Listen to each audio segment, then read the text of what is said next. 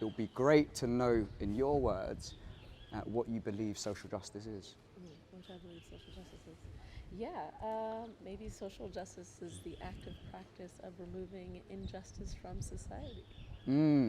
Okay, that was done. That was said very kind of like you've been practicing that for a while. What do you mean No, by not at that? all. First off, I think you have to look, right? You have to have a mind that is curious to see problems. And then we have to understand kind of the people affected and the power structures and sometimes the infrastructure that is enabling those problems to exist. And I think having kind of rallying around and making a strategic plan for tackling that starts first with understanding a set of core values.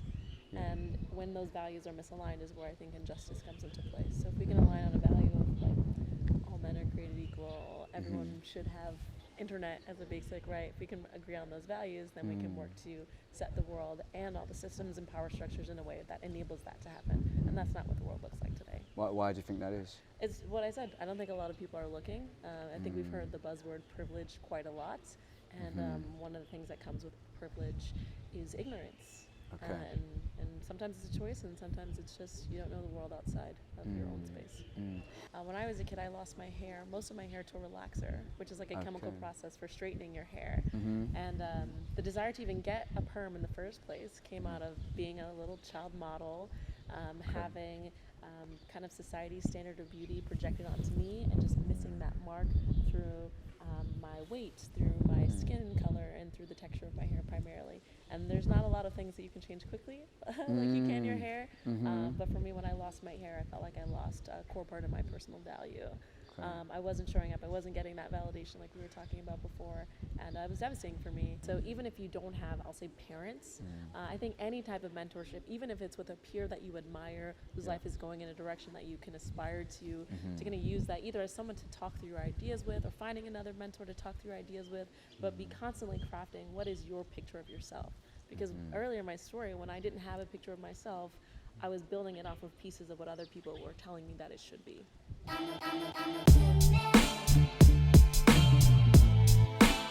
Really glad to have you at the School of Social Justice. Jasmine, thank you so much for your time.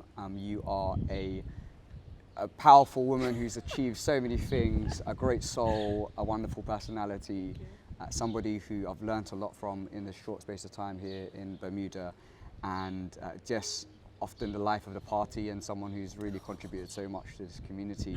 Thank you for joining us. We're really lucky to have Jasmine here. Jasmine, we're here to learn about how we can address some of the biggest problems of our time, and through your work, through your business, through your community endeavours, you have managed to have a huge impact. It would be great to know, in your words, what you believe social justice is. What I believe social justice is. Yeah, maybe social justice is the active practice of removing injustice from society. Okay, that was done. That was said very kind of like you've been practicing that for a while. What do you mean by not that? at all. First off, I think you have to look, right? You have to have a mind that is curious to see problems. And then we have to understand kind of the people affected and the power structures and sometimes the infrastructure that is enabling those problems to exist. And I think having kind of rallying around and making a strategic plan for tackling that starts first with understanding a set of core values. And when those values are misaligned is where I think injustice comes into place. So if we can align on a value of like all men are created equal, everyone should have internet as a basic right, if we can agree on those values, then we can work to set the world and all the systems and power structures in a way that enables that to happen. And that's not what the world looks like today. Why do you think that is? It's what I said. I don't think a lot of people are looking. I think we've heard the buzzword privilege quite a lot. And one of the things that comes with privilege is ignorance. Okay. And sometimes it's a choice, and sometimes it's just you don't know the world outside of your own space. I mean, what's really interesting about the people who have been sort of engaged with the school so far is that they've often seen a problem. It might have happened to themselves and they've decided to do something about it. It might have happened to a community member, a family member, and they've decided to do something about it. They might have seen the news and decided to do something about it. Why did you choose to do what you did when you started your company as a young girl in trying to address the problems which you saw?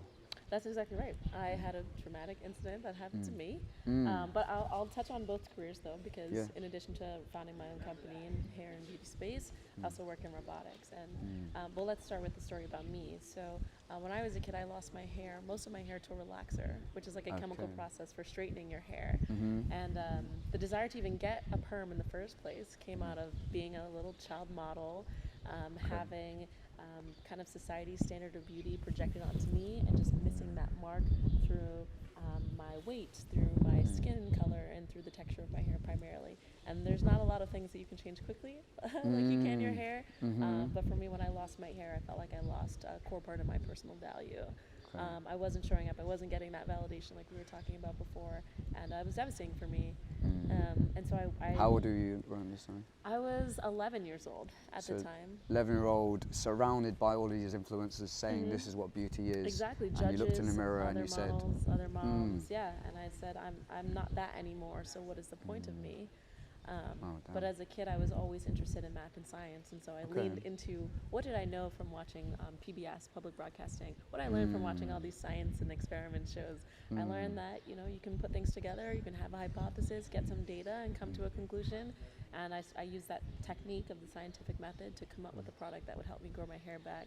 Selfishly, I will say, I just wanted my hair back so I could go back to modeling, go back to being cute for a living. I definitely wanted to go into engineering, but I wanted that aspect too. I wanted to be beautiful. I mean, that's amazing because for me, just listening to your story, not only was something which impacted you, but just the idea of there's so much trying to influence us and tell us what is right and wrong. And on one hand, you had a side which says you are not fully what you need to be, and on the other side, it said here are opportunities to change how things are. Exactly. And you decided to do it. I mean, what did you do for people who are sort of they've decided they want to do something about it? In this case, you wanted to do something about your hair and become, as you say, beautiful again. Do you remember what you were doing for people who are sort of like, if they have that feeling, what do they first do? Well, okay, I'll progress the story a little bit because it was purely selfish. I really was just trying to take care of me, trying to get myself into a state where I felt good enough to leave the house or to go to school again. It wasn't until I kind of went through that journey of realizing, hey, it's not just what I put on my body, it's what am I drinking enough water, am I eating well, am I exercising, till I holistically tried to transform my life, that I realized like, oh, this is not even about me.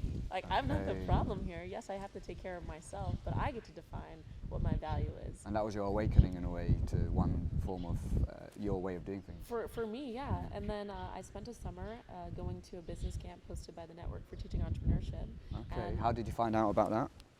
It was something my mom sent my way because I had gone to like an adventure camp and I broke my thumb and I was like, I don't want to do that. Yeah. Okay. I can't write, I can't draw if I am and I'm mobility impaired in that way. And so we just mixed it up. And I applied and I said, yeah, I go to business school at NYU for 2 weeks, sure, whatever. That's cool. I mean, that's the thing. So you mentioned your mom and the power of our parents and our family to open up pathways. I mean, for you, kind of what did your parents do and kind of how did they influence you on your journey? I mean, you just mentioned this idea of them opening up this chance to do the summer camp. I mean, how important were your parents and your family in changing things? Oh, wildly important. Yeah, Okay. my parents were both in the military. They both served in the U.S. Army since their late teens, as soon as they could sign up, basically. Okay. And so that really brought a lot of discipline into my life, a lot of structure, a lot of commitment to serving and helping other people. My dad was in kind of the security engineering side, network security, and my mom was in the legal space. So we had tons of contracts. Interesting family dynamics to grow up in. Well, on my mom's side, we had tons of contracts growing up, deals of if you do this, then you can expect this, or if you don't do this, then here are the conditions under which. And same with my dad, he's very much about understanding systems and putting structures in place and not giving you, honestly, any unnecessary validation if you're not delivering the right outcomes, right? Wow. Yeah. And that's clearly influenced the way you've been ever since. I mean, for kids who and young people who don't necessarily have that influence, what can we do? How can we open up opportunities for them and kind of give them the kind of skills and mentality that you were raised with? Yeah, I mean, even though my parents separated, I think I tried to find the good in their personalities. I really did, and I tried to figure out how do I embed those into the person that I would want to be. And so even if you don't have, I'll say parents, I think any type of mentorship, even if it's with a peer that you admire, whose life is going in a direction that you can aspire to kind of use that either as someone to talk through your ideas with, or finding another mentor to talk through your ideas with, but be constantly crafting what is your picture of yourself. Because earlier in my story, when I didn't have a picture of myself, I was building it off of pieces of what other people were telling me that it should be. Interesting. And so how do you choose between all of these influences around you? I mean, you have to kind of just try. Okay. You have to try living life with these values and see, are you experiencing the life that you want, right? Yeah. For me, losing my hair, being constantly obsessed with how I look, it was draining. It wasn't filling. Creating new products, experimenting, trying to enrich the lives of women, it was fulfilling and fascinating. And I thought, okay, I want to be the kind of person that cares for others more than I care for myself. But I've also learned through my parents that if you don't take care of yourself, then you'll have nothing to give to other people. That's special. I mean, you did earlier on say a story, a testimony of one of your customers and the people who've used some of your products from your store. I mean, can you share the impact that a store can have? I mean, some people will question the ability for a shop or for products to change people's lives, but I'd love to hear kind of what people have said about your kind of Eden Works. Yeah, for sure. Yeah, and when I started, I definitely was focused on hair concerns, and we're very much a concerns-based brand, right? We're not What's just that mean? Concerns-based brand. Hair concerns. That's so something new. We're not necessarily going to tell you, like when we do marketing, when we do education, we won't say, hey, this is going to make your hair shiny or it's going to make your hair long, right? We're going to tell you about how we're going to cleanse the bacteria from your scalp and balance your pH level, right? We're going to help you remove itching and help you understand what causes itching or what causes breakage so that you can adapt your lifestyle to the outcomes that you want. You see what I mean? And so when you come to us, you kind of have to come with an understanding of yourself. Say, hey, I'm here, I'm looking for these types of things. And we'll be with you on that journey, whether it is, hey, it's not just, dryness is not just, putting water on your hair, but are you drinking water? Are you doing all the right things to really understand, like I said, systematically, how are you going to improve your overall health and enjoyment of your life? So when a lot of women come to me or come to the brand to look for these things, like that's how our information is organized. Yeah. I've never heard of concerns-based kind of marketing. Or needs-based. Needs-based. Yeah. And we're trying not to anchor on vanity measures or. Well, I was going to ask that because so much of when you think about beauty, when you think about fashion, when you think about that kind of thing, that there seems to be a sort of negative connotation often when people are commenting on this kind of aesthetic-based stuff.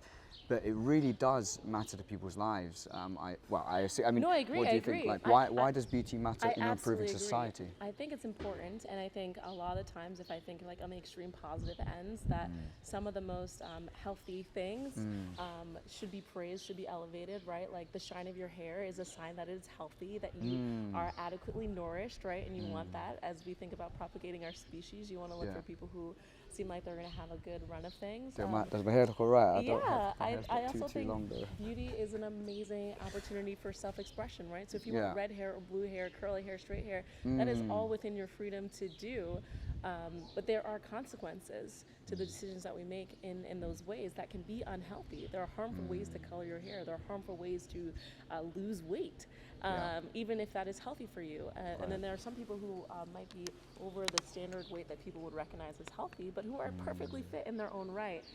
And so there's just like a lot of stigma around different spectrums of beauty and how we go about attaining them, and also who sets the standards, right? Yeah, who does set the standards then? I believe it should be you. Okay. I believe that your identity should be in your own hands, but we don't necessarily live in a world like that. We're very much divided by race and gender and socioeconomic status, even within the products that are available for us to create our identities. And so that's why having natural products, right, focusing on education, being affordable, reaching a community of people who are constantly underserved are part of the core principles of my organization. Okay, that's amazing. I mean, as you mentioned, some of those big words and terms, racism, sexism, these are sort of kind of issues that we seek to figure out how to address in the school. And for you, you've managed to do this not only through your work, but also for your leadership and for your example. I mean, of course, that was a part of your life, and it still is part of your life. But you've gone on to do so many other things. Tell us about kind of your work at building communities in the gaming industry, as well as later on what you're doing now with Everyday Robots. For sure, yeah. So I started eating BodyWorks, back in middle school. But even before I lost my hair and wanted to start this company to help people live happier and healthier lives, I wanted to be an engineer. What inspired me was this movie called Bicentennial Man. Okay. It's just Hollywood again, influence, yes, of course, big screen. right? Yeah. But in that sense, it wasn't a deficiency that really came out of it. It was an opportunity to do something that no one had ever done, to take something that is just sci-fi, which is unreal, to enter in a space where no one could tell me what to do, right? After living under two military parents, to the freedom to create something that would contribute to the benefit of humanity. Wow. I wanted that so badly. Wow. Yeah. Where's that come from? I think it's just seeing my parents, right? Seeing them work, seeing them live these strict lives and have this discipline because it allowed them to serve, to put on their uniforms with such pride. And when some people talk about finding purpose, and I just felt it very early on that my life, my purpose was to serve other people, and it was about the self-discovery of my skills and my talents that were going to help me find how do I actually live that out. I mean, that's one thing around purpose, because clearly it's something that's gone with you throughout your career, throughout your life, where some people they don't know how to figure out their purpose. Some people have it ingrained and inborn in them. Some people have something that happens and they decide this is what I'm going to kind of address.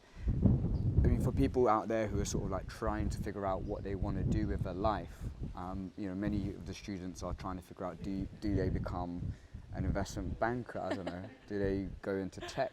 Do they set up their own business? Do they work for a non-profit? I mean, how you decided to become an engineer because of a film, right? I saw a movie, and I don't take for granted the opportunity to discover who I wanted to be or what I wanted to do with my life at such an early age. And it wasn't until 2014, I think, I got the opportunity to do a TEDx talk in Richmond, Virginia, and I distilled it down. And I don't like gimmicks, right? But I'm going to distill it down to you and what I ended up talking gimmicks about. Gimmicks is cool. And the three things for me for someone to consider pursuing their purpose is identity, experience, and exposure. And we've talked a little bit about identity, right? Crafting it for yourself, deciding what are your personal values, what are my interests, what are my likes and dislikes, painting that picture, then holding true and being your true self, right? That's really difficult for some people. We can go into that later, but identity, experience, we talked about it. How do you know if this is the right thing for you? You gotta try it. You have to get out of that comfort zone and get exposed to new things. Like that business camp was not something I would have chosen for myself, but I didn't deny the opportunity because it was better than my fear of breaking my thumb again. Just going for it. Letting nothing hold you back. And then exposure, like we talked about with mentorship.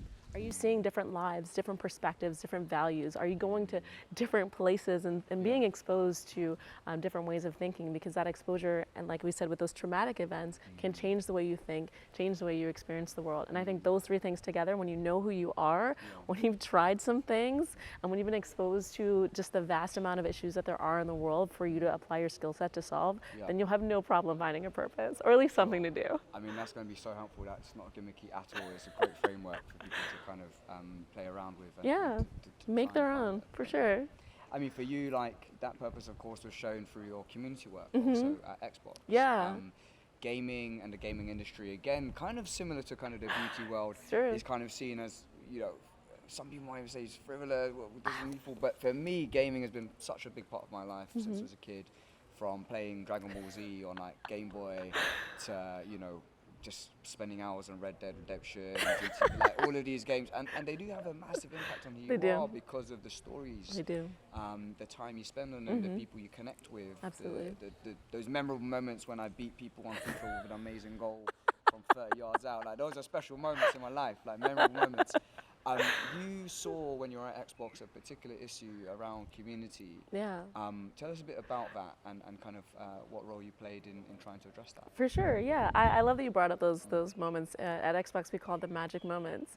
Okay, and and one of my first roles, actually my second role after building the platform for the Xbox One, was creating something called Game DVR to help people capture those moments, whether it be through 30-second videos or through screenshots of that perfect goal that you got that Yeah, you can yeah. just play over and play over I've been doing that and brag throughout life. with. Yeah, I've just been showing it every time. Do you remember this goal? Remember that? Yeah. So starting that really helped me expose to like what do people value, what types of experiences are they having online, and when we do research and we try and understand kind of what is going on the network and how do we encourage more people to play more, to buy all the different games that are coming out. We learned, of course, like any other social space, that there was harassment, there was bullying, Okay. there were some of these negative social interactions happening, and it was causing people to detach, right? To not want to play as often or to avoid certain games or certain communities because they didn't feel welcome there, they didn't feel safe there. Do you have any examples that really stood out? Yeah, so like some myself, honestly, Yeah, like as a woman, right? I don't play shooters. Okay. I don't play shooters, not because Yeah. I don't think shooting games No are good for Fortnite you, but not Fortnite. But honestly, I do play Overwatch. I will say I play Okay, yeah, Overwatch. that's all right, But that's the good. reason why I don't play is because when someone knows that you're a girl online, they'll ask you if you have a boyfriend. They will start making advances at you. They'll put you in a more of a support role or a medic role, and they won't let you be on the assault or take the proactive lead and kind of being the hero of the story when you're playing these games. So wait, online you wouldn't be a woman because, wow. Okay, Just yeah, because well, there's bias against you. I mean, so sometimes I know that there are people out there who change their voices when they're online, or they just play with their mic off because they'll choose a male avatar, or they'll choose a like a nondescript, gender nondescript gamer tag online and kind of live under this avatar because it can't be fully who they are. And so to kind of attack this, we talked about, okay, the reason why there's conflict is because people aren't playing by the same social rules, right? Okay. And as globalization like expands in the world, we see that, right? We come into contact with cultures that don't align with us, Yeah. and we don't have a shared language for like, what are the rules of engagement for this group? And so it created features called Clubs on Xbox Live. And Okay, what's essentially, that? you can create your own community, and you can say, hey, this is an achievement hunting group where we're Yeah. just about getting all the points. Got it. We don't care. You can swear here. You can be any age, but we're about getting these achievements. So come join. Almost like creating your own sovereign state. Exactly. Discovering an island and saying, look, these are our rules. Yeah, or you can say this come is a join us, this is a or- club, yeah. kids only, no cursing. We only play Minecraft. If you're not here to play Minecraft, then don't join the Minecraft club. Don't come in here trying to get us to play Call of Duty because that's not what we do here. And so what we saw is people creating their own clubs, right? Creating tons of communities and seeing that friction go down, seeing people play more often, play and explore new different games, and continue to capture an increasing number of magic moments that they're able to have with their community.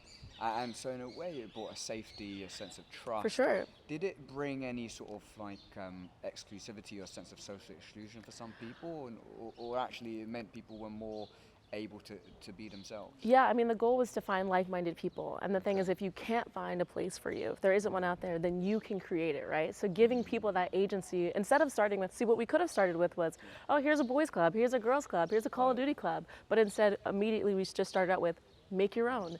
And if you just want to connect with your 6 friends that you're not able to see because you're all stuck at home, then that can be your club, and that can be enough for you. Or if you want to join the worldwide screenshot lovers club and just be in a community of people who love in-game photography, you can do that with millions of people around. And so there were some safety things we tried to avoid. So in some countries, it's not illegal. It's illegal to be homosexual. So we made private clubs and secret clubs where you could actually hide the existence of your club from anyone instead of people that you invited. So we did want to create a little bit of an opportunity to be exclusive for those who needed it for their safety, but for those who wanted to be in a broader community, they can have that as well. And this is so fascinating for me personally in a couple of ways, because so much of my previous work has been around lobbying governments to try and change laws and amend laws or bring forward laws to make the world hopefully fairer and address some of the social exclusion issues you've mentioned in the real world. But actually, the real world the virtual world is real because it influences straight away. In a way, what you were doing at Xbox was literally world building and community building and community organizing by a huge scale. Yes. And in a place where people spend hours and hours and hours of their life. Do you have any lessons for how you kind of did that for people who are doing community organizing, whether it be virtual or kind of in person? How did you make this happen? Absolutely. Like, very practically. We Oh, we spent a lot of time on the profile pages. And we spent a lot of time trying to figure out what are the most important things for you to communicate about yourself so that someone could make a decision whether they wanted to opt in and out of that community. And this was based on the data you're seeing and kind of like just the research you were doing? Exactly. So How research do is a big people part. decide what games they want to play or who they want to hang out with, right? Sometimes they join because their friends are in it. Right. Sometimes they join because they play the same types of games, or they're in the location of the club is in the right time zone for you so that you know you can connect. Sometimes you just join, chat, try it out, and then you leave, right? Yeah. These are all things that we do when we're trying out new social spaces like new football teams or new churches or things like that. You dip It's your interesting you toe mentioned in. churches because, like, you know, as a community organizer, a lot of your work is going to churches Yeah. and local institutions and asking people face to face about kind of the issues they may have and Yeah. to figure out their self-interests. What's interesting for what you're saying is that in the virtual world, you can kind of see that through behavior and through the data. And Absolutely. The way people are acting. Absolutely. And then a lot of it is just user feedback. Okay. Someone might say, "Oh, I want to add this. I need to explain that we are this," right? We didn't have a text-based description before, but now people want to tell their own stories. They want more independence. They didn't just want the fill in the blank, you know, select the form, where are you, what do you play, you know, what times. They wanted to have more customization. So even we had a preset list of cover photos, and there were so many people online being like, no, I made this amazing thing in Photoshop. Let me define what I want to be. And we just were like, hey, there definitely comes a cost with that freedom, because we do want to prevent profanity. We do want to prevent vulgar things from being up there.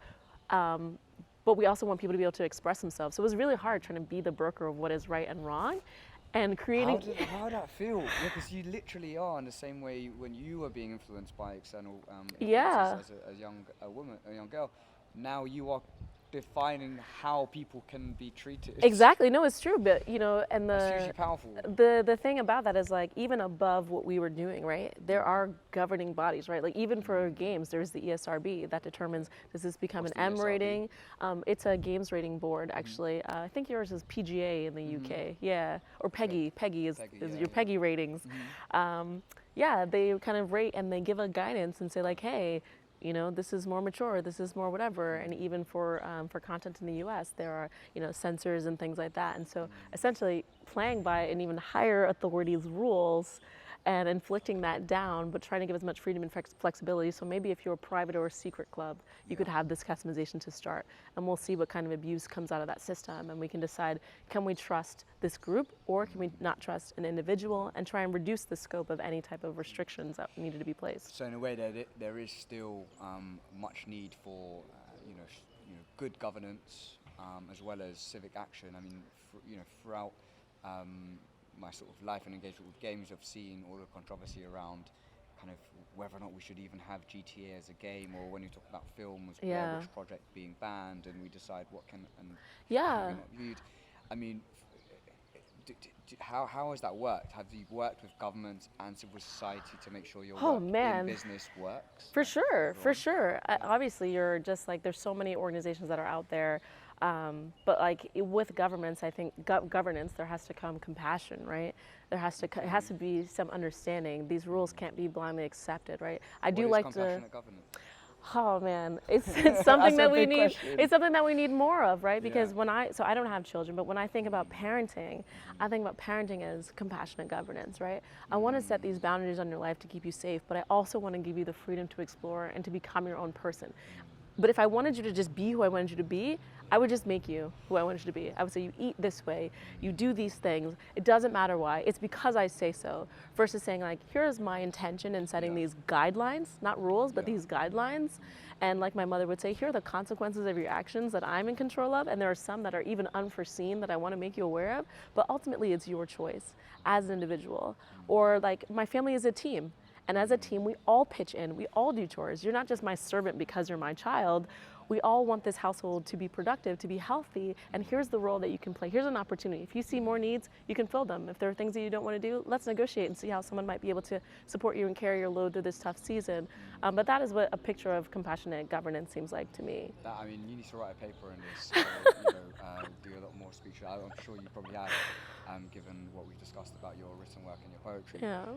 That's a kind of really cute, well not cute, but kind of, sort of really nice way of putting things. Now, you've obviously moved on to doing work on robotics now. Before we end kind of on that, but Sure. I'd be curious to know what you think about the future of games generally, just given the hype around the metaverse, some of the controversy you've already seen there. What are the next frontier of social injustice issues that you can see might be coming up that we need to be aware of? Yeah. And maybe some of what the students might want to address. I really love seeing, similar to what I've seen in like 2D games or desktop and console games coming into the metaverse, where you're not just choosing a profile pic, but you can choose your skin tone, your height, you can choose what you wear, you can choose to represent yourself in a wheelchair. You could be tall, you could be shorter. Hey, you could be darker, you could be lighter, you could be whatever you want to be. And I really feel like we're creating a space where you can craft your identity. We're also, because it is infinite, like what I was saying with the clubs on Xbox Live, I think there will be just thousands of universes created in the metaverse where we can all find a sense of belonging. I think that things will continue to move into that kind of decentralized direction that we're seeing in other areas of tech, and that people are going to continue to carve out spaces, and there will be more visibility for people who our current systems in the physical world don't allow us to have the visibility. Interesting. So it's going to allow people, again, to be more able to get involved. Absolutely, absolutely. Opportunities for engagement. Like for me, over the last 2 years, I spent a lot of time diversifying my Instagram feed, trying to intentionally bring in perspectives that aren't in the current circles that I run in. And I think in the metaverse, it'll be as simple as just like jumping there, reporting there, or visiting a new planet or a new space or a new room where there are voices and people that you could get exposure to without having to jump on a plane. Yeah, yeah. Fascinating. I can't wait to see how it progresses because it's so early. I mean, of course, a lot of the innovations have happened for years, but the hype has. Yeah, I mean, look at Reddit. Okay, imagine Reddit as a place. Oh damn! I don't know if I want to imagine that. I'm just saying, there's so many subreddits, there's so many tiny eclectic communities who have found each other online. Imagine if they could hold hands, imagine if they could talk real time, imagine what they could build together or create together or share that would just blow us away. What do you say about the people who say, particularly during a time when lockdown has brought us to stay at home and to not have human connection, human touch, human kind of meeting? What are the risks there, and actually, is it fine, or should you really even be sort of encouraging this? It's a temperament thing, I will tell you. Because as an introvert, I loved my shelter in place. I organized and reorganized my space. I cleansed. I got rid of things. I dove deeper into relationships. I let some relationships go, and above all, I spent so much time getting to know myself, and it was so rejuvenating for me. But I know on the other extrovert end of the spectrum, people were socially starved. I mean, I was feeling the symptoms of touch starvation because I couldn't remember the last time someone had hugged me, and as soon as I was able to, I got a manicure just so I could feel someone's hands on mine in like a non-sexual way. But yeah, like a haircut or something as well. For sure. But I think ultimately we are social creatures, and psychologically we yearn for connection. And I won't say that the digital will ever be a full substitute for in person, but I do think it's an adequate way to kind of get outside of your own echo chamber, get outside of your own physical. Like I live in the Bay Area. I'm tired of Bay Area people. I want to meet people from different spaces, which is why I'm opting to be here in Bermuda. Thanks for sharing that. Yeah. And it's a nice kind of realization or reminder about the way games have influenced. For sure.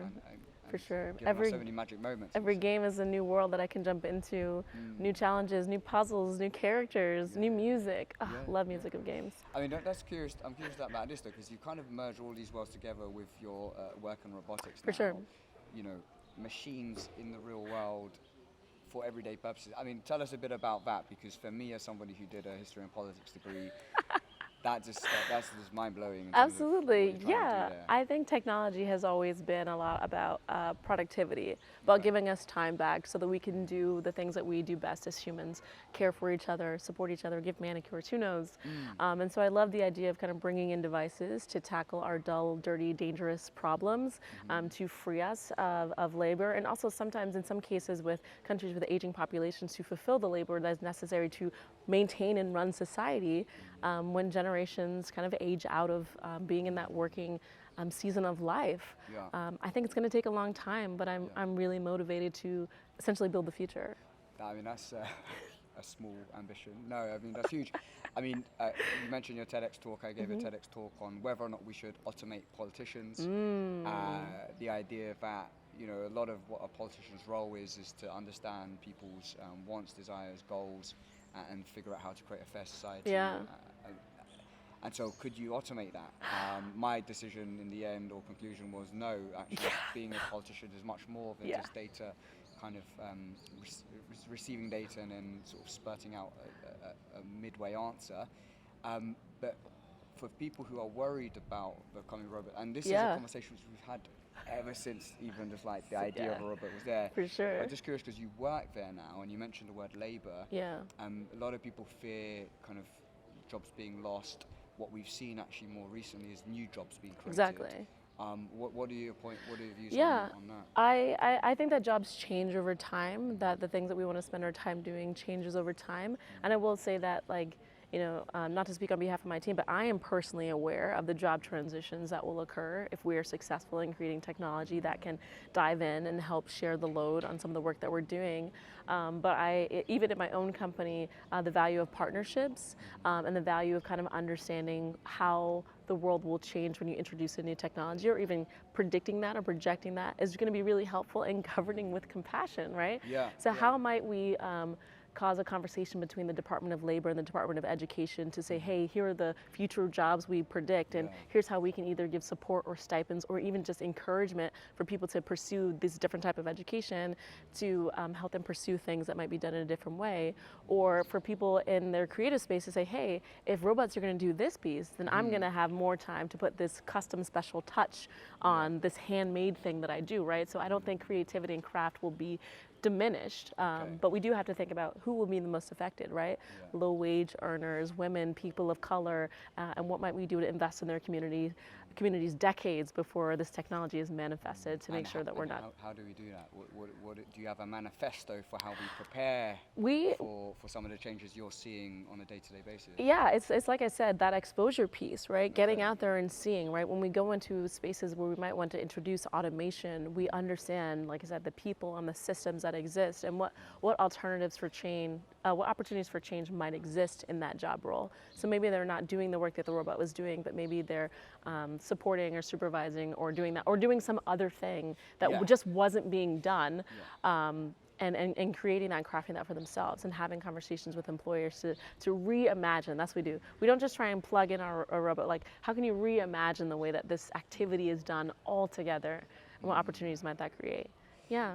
I mean, that's really interesting. I mean, like, we've seen, particularly in Bermuda, sort of the tourism industry kind of show us what it's all about. For sure. I mean, robots probably, maybe they might make a difference there. So I guess there are some industries which are immune to sort of having robots there. But tell us a bit about some of the robots you've actually been building, and kind of what are you excited about in terms of the real projects that could impact places on an everyday yeah, I mean, we're super early, and there's not much that I can say that isn't publicly on our website, but the goal there is learning robots that can help people in their everyday lives. So not the robots that you're seeing working in isolated factories, kind of just putting things together, but ones that you might be able to communicate with, and ones that can adapt to the dynamic world just like we can as people. I think it's very important that we teach and understand ourselves and help them to respect and understand our spaces, because I believe they don't belong everywhere, but where they do belong, we should understand kind of the social rules that exist. Like, for a long time, I had no idea that we lived in a right-handed world. Until you mentioned this, until I was given a pair of like left-handed scissors by my teacher, because they saw me writing with my left hand, and I said, well, actually, I don't use scissors with my left hand. I'm actually ambidextrous, so I can navigate the world with a bit more freedom and fluidity than someone who might be left hand or right hand dominant strictly.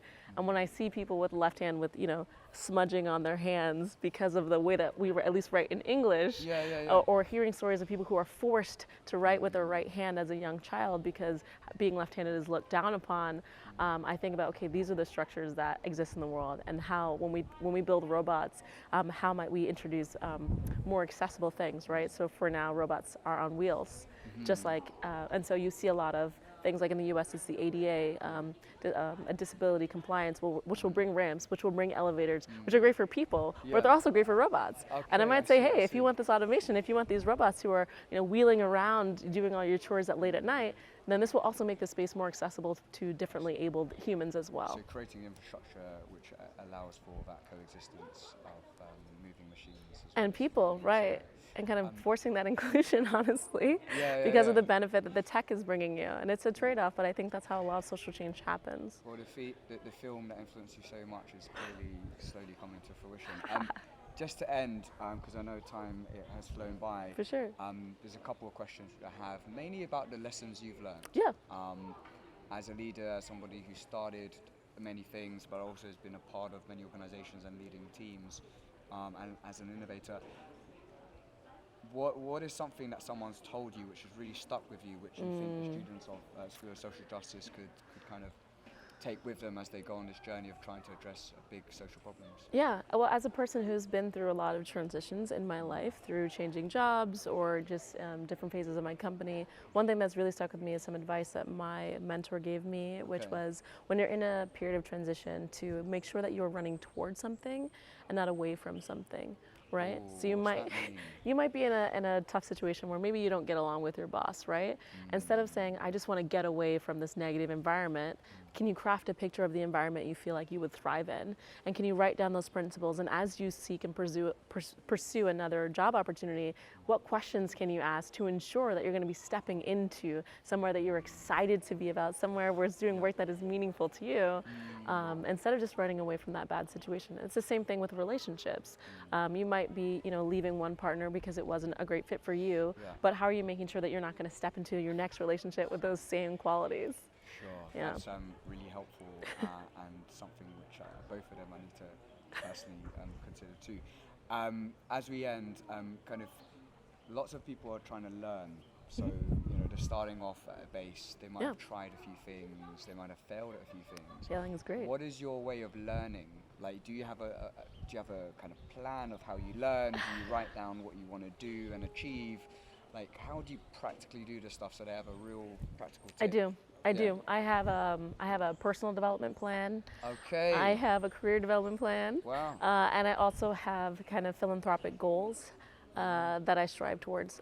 So for me, the 3 Ps, personal, professional, and philanthropic, are areas of my life that I'm constantly trying to take my next steps in. So I would just ask people, what is your next step in your career, and what is your path to getting there? So I might, if I'm a senior product manager, I might look on LinkedIn at the roles of principal product managers, look at their experience, look at their skills, and create a plan where I can either attain those, and also look at companies that I might want to work at and figure out, okay, what are they looking for and how do I craft myself? So that's professional. Personal, do I want to be able to run 2K instead of 1K? And how might I get there? How might I need to adjust my schedule to make more time for that? And then philanthropic, like maybe I'm able to give an amount of dollars this year or an amount of hours this year. Do I want to double that, or do I want to branch out and do a different cause that isn't personally relevant to me but is relevant for being an ally in the community, right?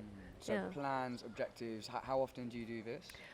So I refresh my life plan annually, like So big it's a collective life plan. That's right, what you call it. right, Okay. yeah. I'm gonna have to try and get a copy of this. Yeah, take a look at the book Living Forward. It's a practical book. Forward. We'll give you the structure for it. But annually, I do a big refresh on the life plan at the turn of the year. But then weekly, it's like 30 minutes a week. I reflect over how is this week going to play out? How is this month going to play out? And look forward. But I already have those principles and those priorities and those guidelines and my purpose defined that allows me to do that reflection in such a short time. Yeah. No, I mean, your whole life plan seems like it's going in a great direction. There are always ups and downs. For sure. But it's really nice of you to share that, particularly because so many people might be at the very beginning of their life plan and might have not ever done it before. So hopefully from this conversation, they'll be able to really think big. Well, not even necessarily think big, but think about the things they really want to do in this life. Even within those 3 domains, like what are you doing for yourself? How are you advancing the way you're impacting the communities? And what are you doing for others? Is very simple. And I really would strive, like, just try and do one each week, right? For me, it could be having a cup of tea as my self-care. It could be just spending some time to encourage a younger student. And then, really showing up on time and bringing my best within my 8 hours that day. And then saying, that's it. Lay it down. Just chill. Enjoy the life, right? There's so much beauty here to absorb. So I'm trying to give as much as I take, if not more. Amazing. Jasmine, thank you so much for your time. That I think is a wonderful way to end the conversation. I'm sure loads of people have learned a lot from the last hour or so. Thank you. appreciate it, and best of luck with everything you do next. Thank you. And I'm so glad to have met you. I can't wait to graduate from your school. Oh, there you go. Listen, let's get certificates, all of that. All right. Thank you. Yeah, my pleasure.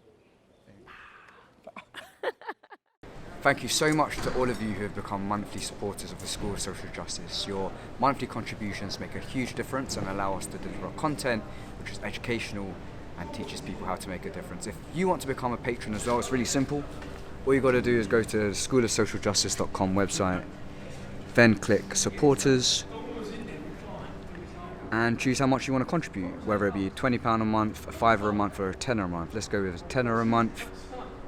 It's really simple. Put in your details, put in your card number, click pay now, and you become a supporter. Whilst £5 a month is not much individually, it makes a huge difference collectively. And if we get 2,000 patrons, we can independently deliver content to you every single week to help ensure that we fulfill this mission of training the next generation of Martin Luther Kings. Thank you so much to all of you who have become patrons so far. You've made a huge difference and allowed us to continue with our work. And if you do become a patron, thank you so much. Your support means a lot. Take care. Bye.